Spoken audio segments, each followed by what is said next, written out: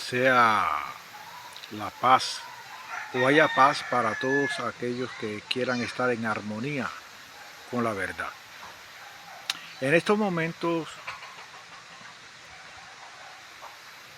traigo a colación un sentir, pero también a manera de retórica o quizás como para que nosotros nos interroguemos a nosotros mismos.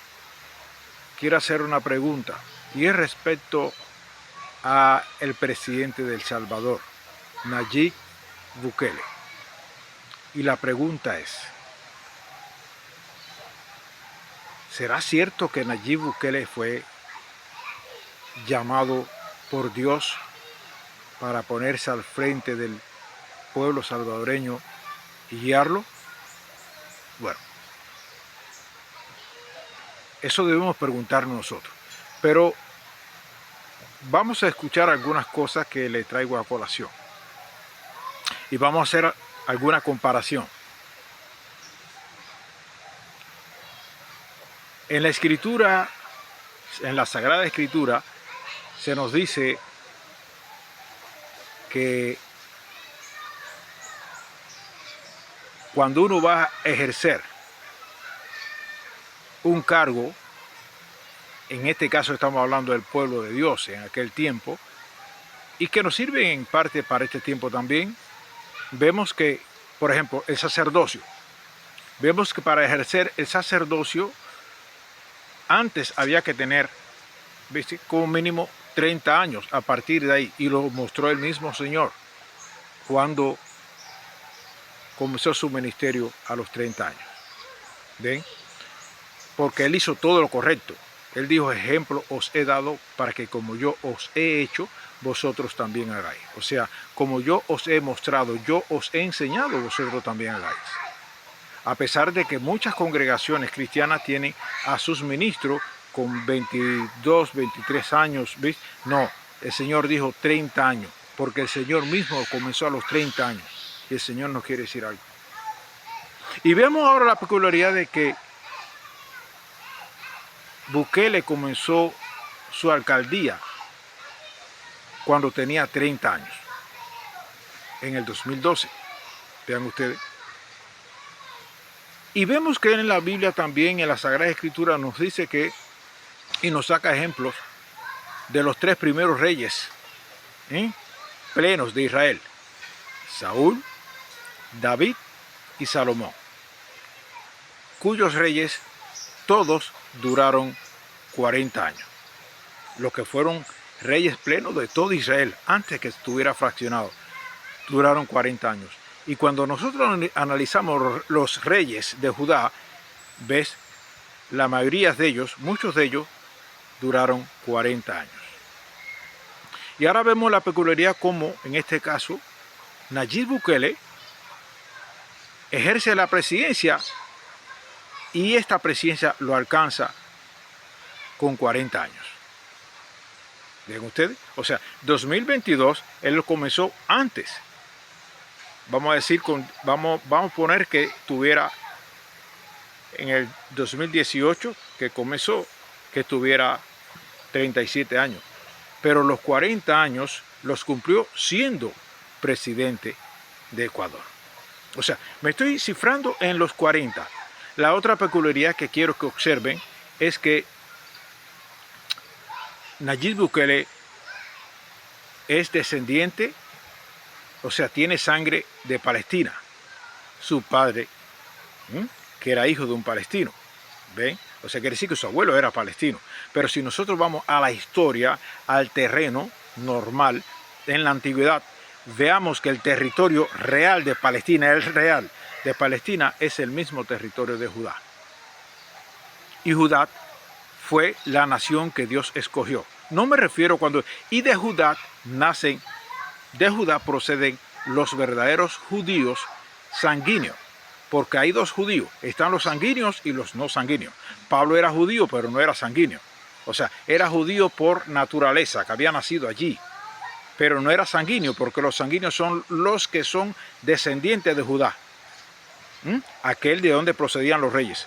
Quiere decir que porque la nación de Judá viene porque fue la nación, la tierra que se le dio a la familia de Judá cuando salieron de Egipto, que es la Canaán. Vean ustedes, en este caso la Canaán, que era, vean ustedes que es en la parte donde siempre, por donde siempre andaba Jesús. Como tal, Jesús era palestino. Por tanto, Jesús procedía de la genealogía como hombre, de la genealogía de Judá. Tanto por madre, vean ustedes que era María, que era descendiente, aunque se medía por los hombres. Entonces, preguntamos, ¿será Nayib Bukele un escogido de Dios? Fíjense que cuando nosotros miramos la historia, vamos a ver que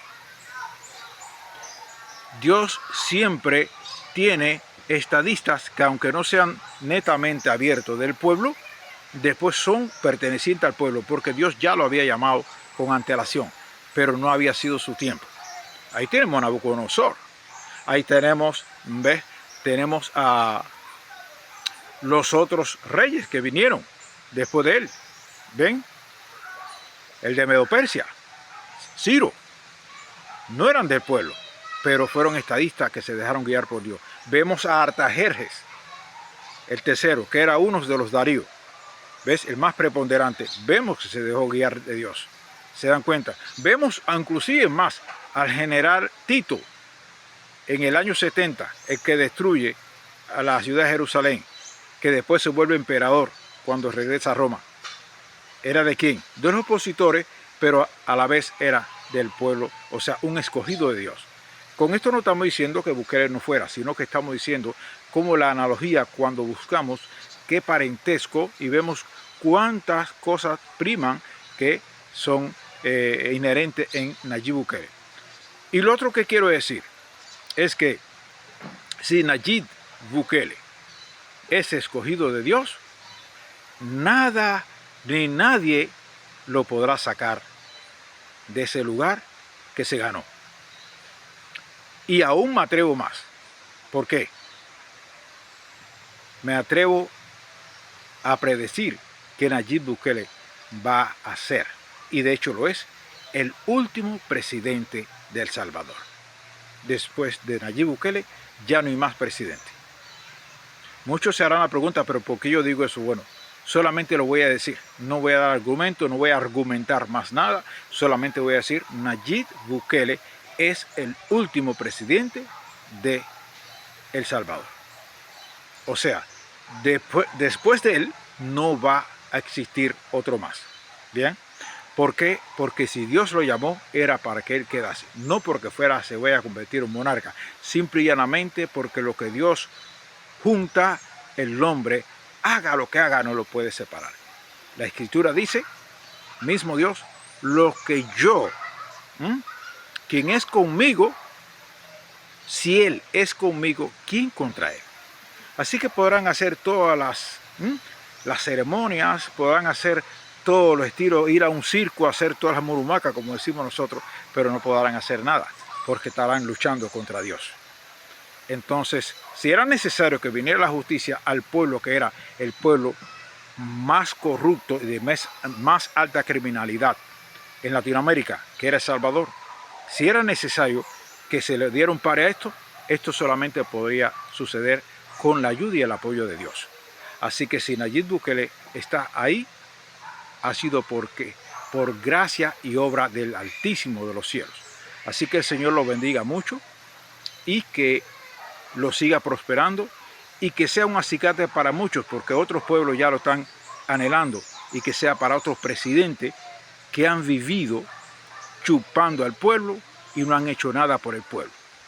Y el primer deber de un líder es guiar al pueblo, enfocarse en el pueblo, trabajar con el pueblo y trabajar para el pueblo. Así que Dios lo bendiga y lo tenga allí en el lugar que tiene que estar.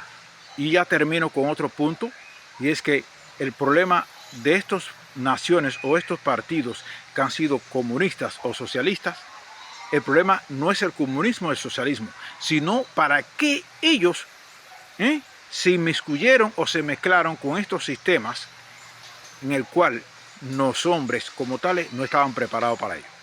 Ningún ser humano está preparado para llevar el comunismo como es, porque de papel dice una cosa, pero en la realidad se ha cumplido, porque se han valido de eso, tanto el comunismo como el socialismo, para dejar a los pobres siendo más pobres y a los ricos seguir siendo ricos. Pero si hubiesen implantado el comunismo como dice en el papel, salvo una cuestión: ¿por qué no podía vencer el comunismo o socialismo? Porque ellos negaban a Cristo. Aún desconociendo que Cristo fue el único y verdadero comunista y socialista. Porque socialista viene de social. Social, ser sociable. ¿No lo fue Cristo? Sí. Y comunismo viene de ser común, de igualdad. ¿Acaso lo fueron los gobiernos? ¿Qué? Muéstrame un país donde hubo esa igualdad. Entonces ninguno fue realmente comunista y ninguno fue realmente socialista. Solamente Cristo. Y como ese comunismo, ese socialismo, es difícil llevarlo humanamente, ahí está Cristo, aquel que fue ignorado por aquellos que hicieron la doctrina marxista. Aquel por Marx y Engels que hicieron esa doctrina, fueron ignorados y lo dejaron a un lado porque cayeron en el materialismo. Pero Dios dice que primero viene lo espiritual. Y lo espiritual es lo relativo con Dios. Entonces, todos aquellos que claman y acusan es siempre porque hubo un mal testimonio. Cuando yo puedo decir que tengo un nombre y un nombre que es grato y yo doy mal testimonio, siempre el peso viene para el mal testimonio que estoy dando. Y eso es lo que ha sucedido con todas estas naciones que siguen sumidas en la pobreza y donde las grandes muchedumbres y multitudes están saliendo a montones porque los gobiernos, en vez de tenerlo en el lugar que tienen que tenerlo, como aquel pueblo, como aquella nación, como aquellos humildes que son los que lo sustentan, ¿ven? Han estado oprimiéndolo de diferente manera. No tiene que ser netamente que sea físicamente, te agarro por el cuello, no. Oprimiéndolo en el sentido que los controlan. Otros le han puesto tarjetas para controlar cuál es el alimento que puede consumir, el que no puede consumir, a qué alimento puede alcanzar o llegar. Pero eso no es ni comunismo ni es socialismo. Eso es simple y llanamente infierno. Esos países lo que tienen es infierno. Si no, mírenlo. Si fuera tan bueno el sistema que tienen, ¿por qué la población sigue huyendo de ellos? Y ustedes lo saben, conocen los nombres de esos países. Así que la verdad es una sola. Y es Dios, ese que está ahí arriba. Cristo vino aquí y Cristo mostró todo, cómo se debía ser comunista, cómo se puede vivir en comunión, cómo se puede ser social. Cómo se puede arreglar, y lo principal es como está haciendo ahora Bukele, ¿ve? Yendo al pueblo y tratando de ser, como decir, un aliciente para los necesitados. Cristo vino para aliviar nuestras cargas. Y el Señor, cuando levanta a alguien, nada ni nadie lo podrá suplantar de ahí. Así que adelante Bukele, Cristo está contigo mientras tú sigas aferrado a sus manos. Y síguelo confesando y él ya te está confesando ante el mundo entero. Viendo que de un país tan pequeño como Salvador ha salido un presidente que puede presidir hasta todo un continente. Así que el Señor sea contigo, Bukele. Te apoyamos y bueno, siempre que la gloria y la honra sea para Dios, nuestro gran Creador, el Altísimo. Amén. Gloria a Dios.